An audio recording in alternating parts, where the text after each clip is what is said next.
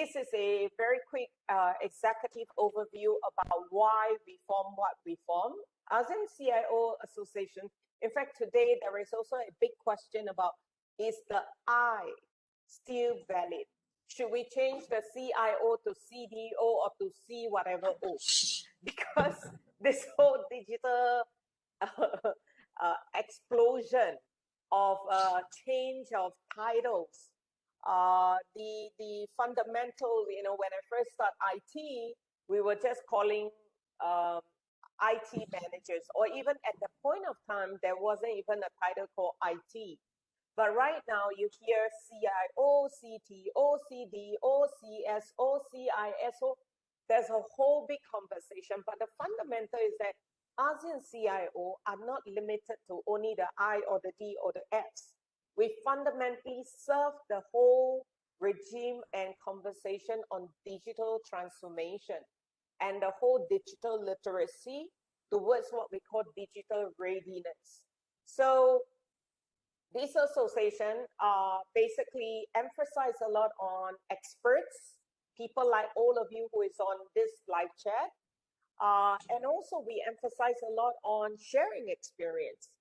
The day that ASEAN CIO is formed or was formed was because led by my president, Chaithalan Atiped, is that they were talking about how they can actually share their wealth of knowledge instead of only purely dependent on vendors to tell them what to do.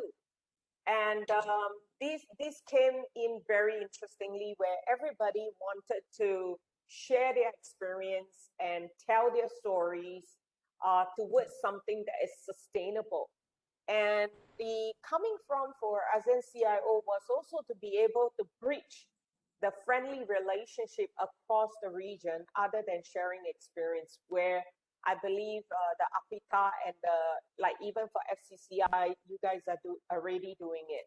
So it is a outward focused entity where we focuses on how we can, whatever that we do, how do we bridge the digital divide towards what we call a digital economy to propel forward. So let me begin with the big conversation of the ASEAN CIO Open Academy. This is a new, fresh idea coined by our president together with the university, where we are talking about C-levels are too busy to sit in a classroom to get certified. And also with the modern generation and the recent pandemic, it has also changes the whole entire conversation on how education could be done and should be done. So in the context of Open Academy, we are talking about putting in live skill, live experience to share that knowledge to the different level and interests. So individual can select the agenda or the curriculum, and at the end of the day, they combine all the curriculum together with a credit rating where they can score, and ultimately, you know, they may end up with a degree or a PhD or a master's.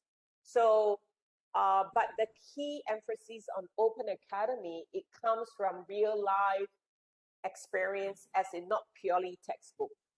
And so on the yellow circle, which is the live chat, last year during COVID, we ran a live chat for 14 weeks.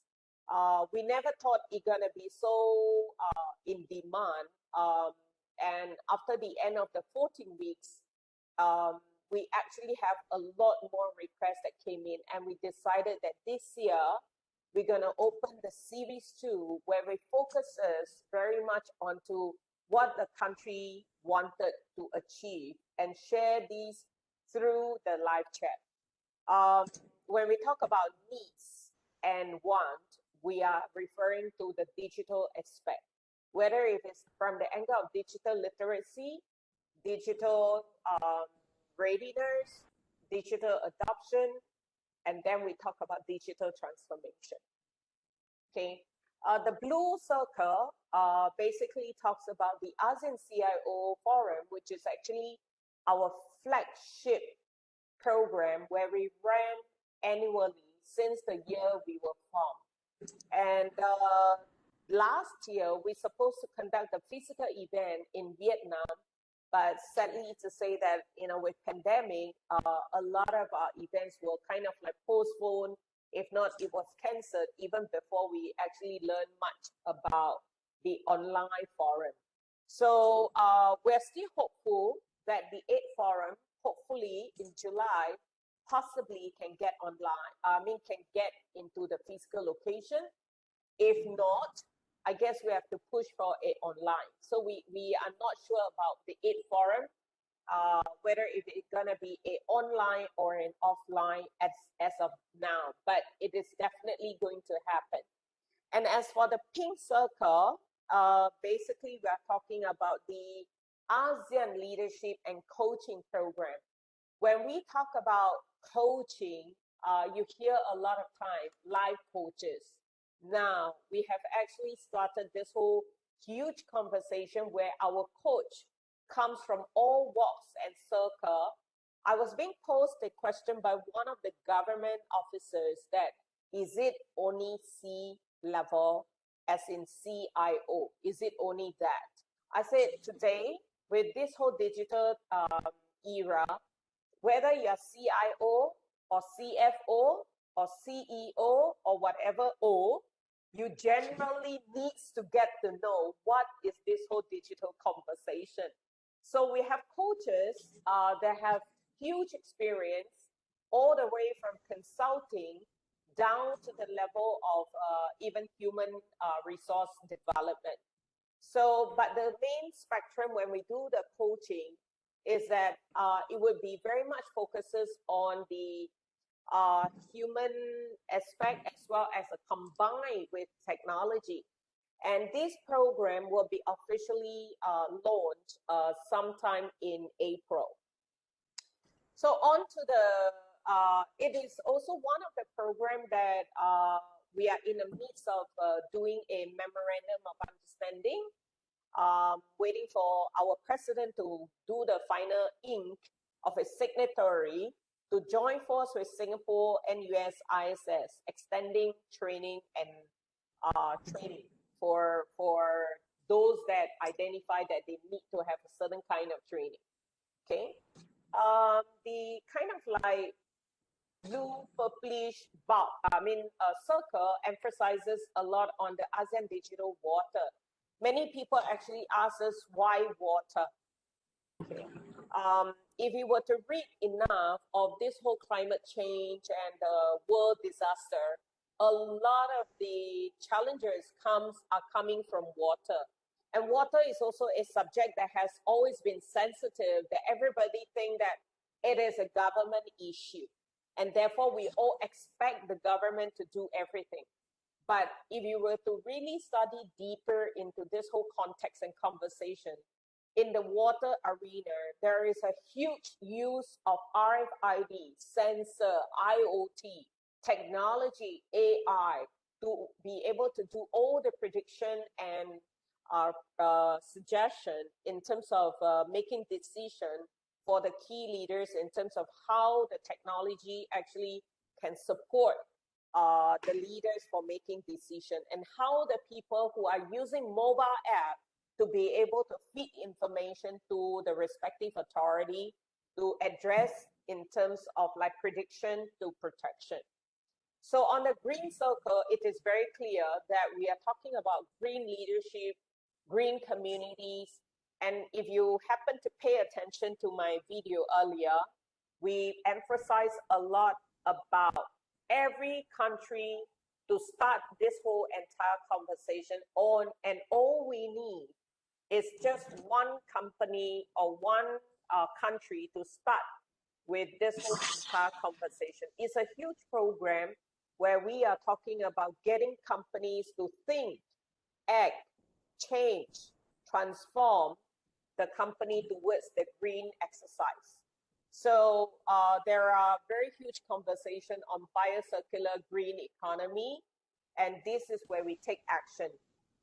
It's a very big program, and this is led by also our president together with the Singapore Councillor, To Seong Hwa. And the next, when we talk about ASEAN Cyber Challenge, it's gonna be run on the Open Innovation Platform, where we will be enrolling youth and, as in universities, and also maybe even conglomerate to participate in this cyber challenge. The date is not finalized yet. We are still in the midst of some discussion on this. And of course, the dark blue circle is where the hottest topic of today, where all of you will be in the discussion on smart cities. So in the context of smart cities, we work with, the people that are already addressing smart city. We will not reinvent the wheel of what ASEAN Smart City Network is doing, but rather we come from the different angle in terms of supporting their conversation. So it could be like running related subject to support the adoption of smart city in different countries. And last but not least, ASEAN Data Club is the latest and the hottest that was also coined by the Thailand ASEAN CIO advisor, Dr. Sekunthut, where he thinks that if data is power, data is fuel, data is everything, we better pay attention to what it means when we talk about data governance. And under the whole entire data governance, there will be very big subject in terms of like how do we advocate and teach or train or share with organization in terms of data classification, data protection, data security, and the whole entire data insights. So 2021 is actually a very exciting year for ASEAN CIO, where we have a whole reef of program that we're running. And, there are a lot of work to be done. And obviously, we welcome any of the collaboration.